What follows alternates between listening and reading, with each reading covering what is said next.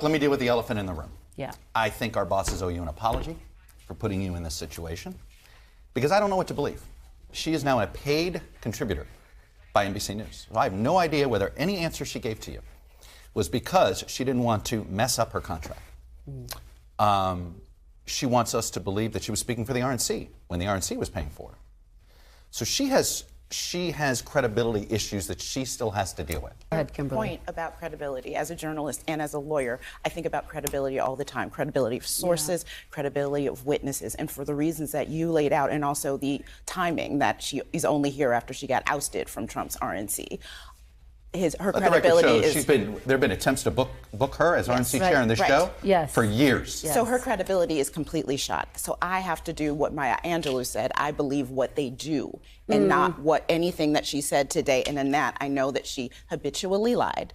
She habitually joined Trump in attacking the press, members of the press, including this network, in a way that put journalists at risk, in danger. And we do know that she carried water for Donald Trump, and we knew that she did participate in efforts to keep votes in Detroit, from my hometown. So I take this both journalistically serious and personal, to keep the votes from mostly black voters in Detroit from being counted that night. I agree with what's been said here. I mean, that's not what Ronna McDaniel is doing. That's not what she's been doing. And she has huge credibility problems, not because she's been a partisan spinner on behalf of the Republican Party, but because she not only presided but drove the QAnonization of the Republican Party during her tenure. And it is the case that when you look at what she did with the fake electors specifically, she wasn't on that phone call because she felt bad about somebody. Donald Trump was on the call. Right. He was telling them, she was saying, we'll get you lawyers. Because the entire 6-week period after the November 2020 election was about making the case that the election had been stolen. She did a tremendous disservice to the country by making the argument that led to the erosion of faith. We've got half of the Republicans right now believe the election wasn't fair. And even today, confronted with her past votes, she couldn't give you a straight answer until your fourth or fifth time pressing. Wow. That was former RNC chairwoman Ronna McDaniel. She was, of course, on Sunday's Meet the Press, her first appearance since NBC News hired her as a political analyst.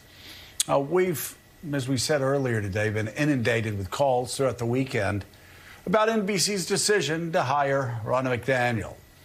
We learned of the hiring when we read about it in the press on Friday.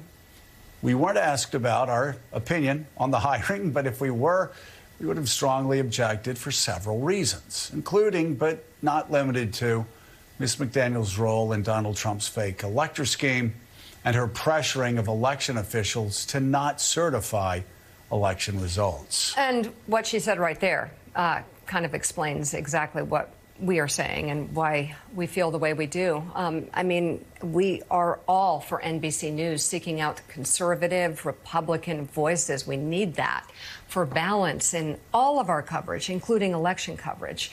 But it should actually be a conservative Republicans, not a person who used her position of power to be an anti-democracy election denier. It goes without saying that she will not be a guest on Morning Joe in her capacity as a paid contributor, and we do hope that this decision will be reversed.